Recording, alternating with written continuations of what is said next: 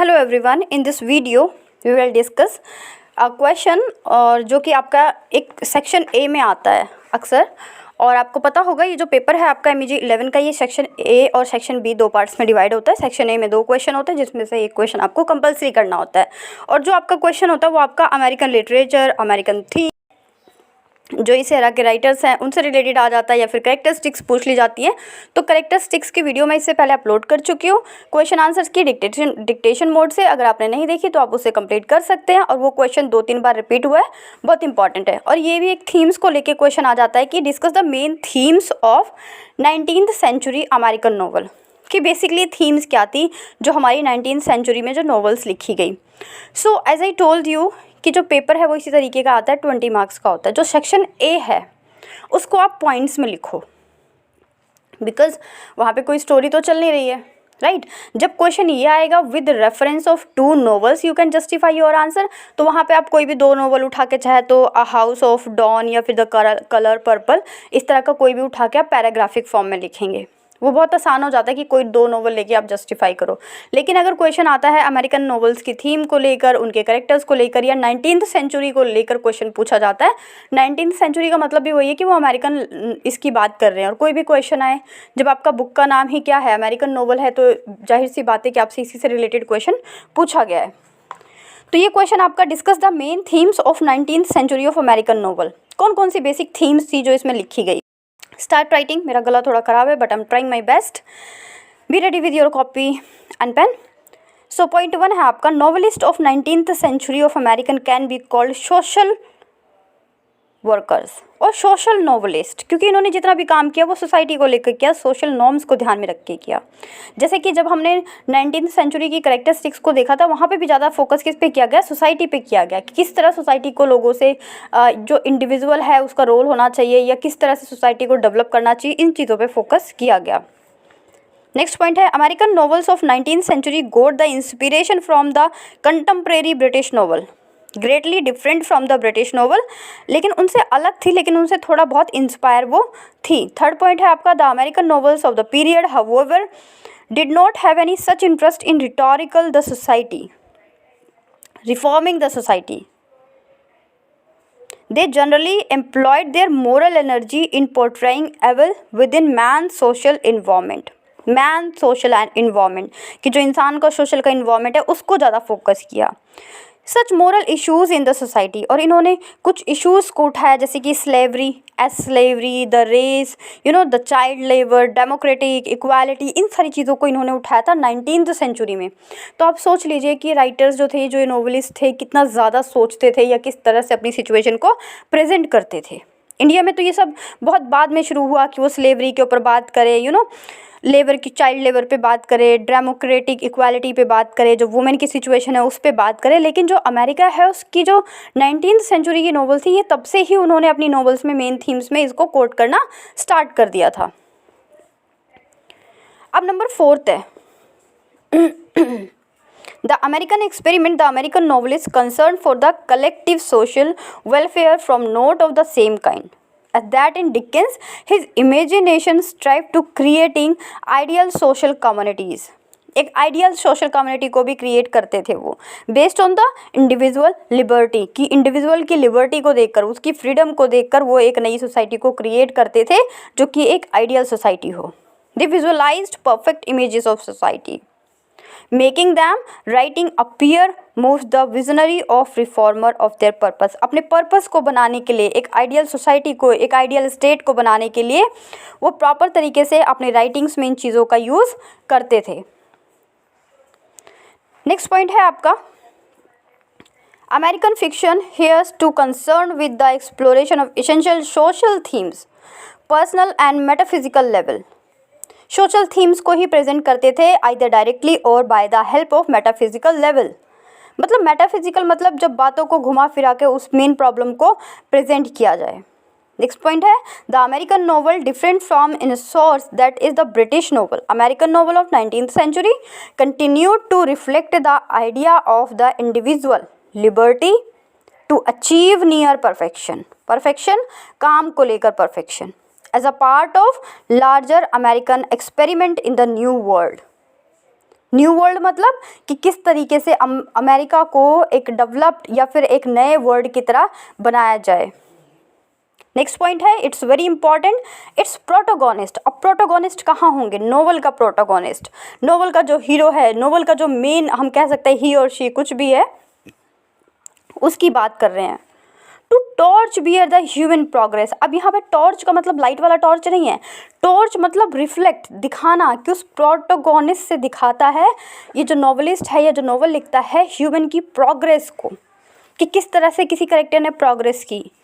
Carried this light of civilisation, civilisation को दिखाता है, इनोसेंस को, ड्रीम्स, ड्रीम्स जैसे कि आपने देखा होगा जब सिस्टर कैरी पढ़ा था तो वहाँ पे इंडस्ट्रियलाइजेशन दिखाया था, शू फैक्ट्री में वो काम करती थी। तो इस तरह से क्या दिखाया गया, अपने करेक्टर्स के थ्रू जो नॉवलिस्ट है वो इन चीज़ों को प्रेजेंट करता है।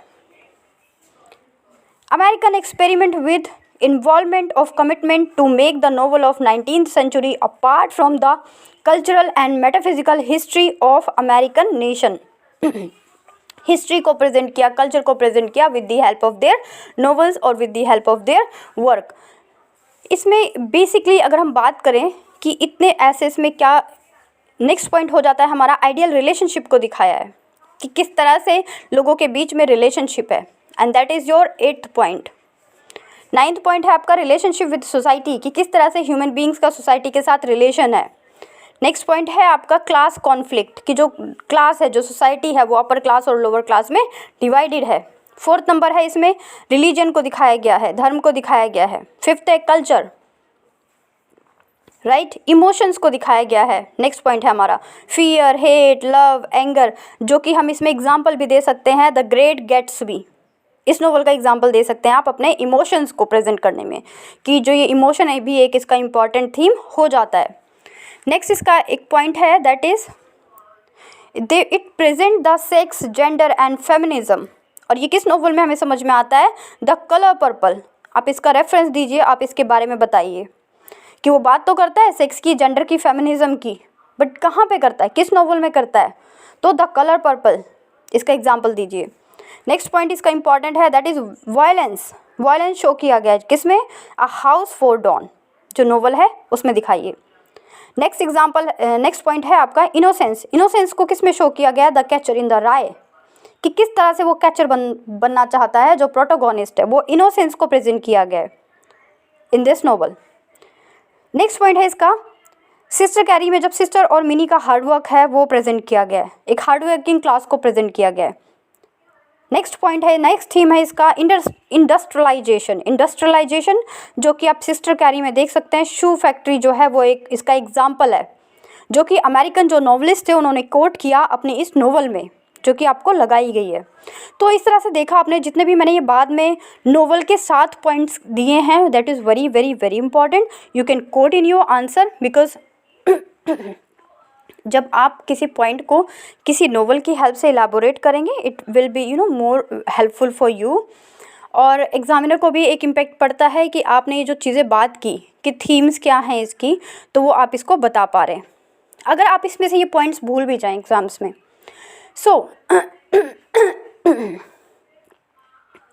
अगर आप ये पॉइंट्स भूल भी जाएं तो आप क्या करेंगे? सबसे सिंपल होता है कि ये जो पूरी बुक है that is based on American novels, तो इसमें से किसी भी नॉवल को एक एक करके सोचना शुरू कर दो, इसमें क्या बताया गया, आफ्टर दैट इसमें क्या बताया गया, आफ्टर दैट इस नॉवल में क्या बताया गया। So you can you can complete the themes और you can complete the characteristics of that particular novel. For example, अगर मैं एग्जाम्पल की बात करूँ, जैसे कि यहाँ पे मैंने कुछ एग्जाम्पल्स आपको बताएं, वो तो आप लिख लेंगे कि कौन सा थीम कहाँ से है। जैसे कि लास्ट मोहिकन से आपको क्या समझ में आया? सिस्टर कैरी, सिस्टर कैरी में बेसिक क्या चीज़ दिखाई गई है, मतलब जो चीज़ उसमें ज़्यादा हाईलाइट होती है ना वही चीज़ दिखाई जाती है।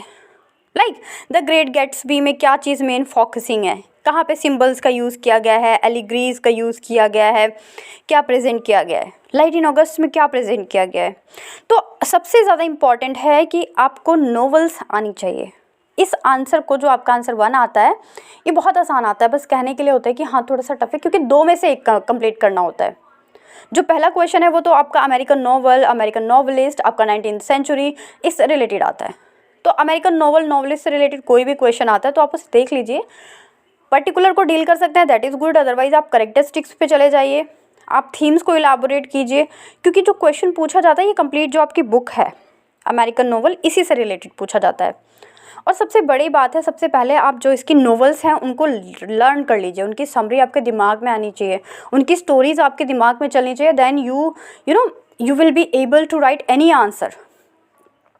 क्या पूछ लेगा आपसे, अमेरिकन लिटरेचर के बारे में पूछ लेगा एग्जामिनर आपसे, 19th सेंचुरी अमेरिकन लिटरेचर के बारे में पूछ लेगा, 19th सेंचुरी के जो नॉवलिस्ट थे उसकी कैरेक्टरिस्टिक्स पूछ लेगा, या मेन थीम्स पूछ लेगा, जो कि मैंने इस वीडियो में डिस्कस किया।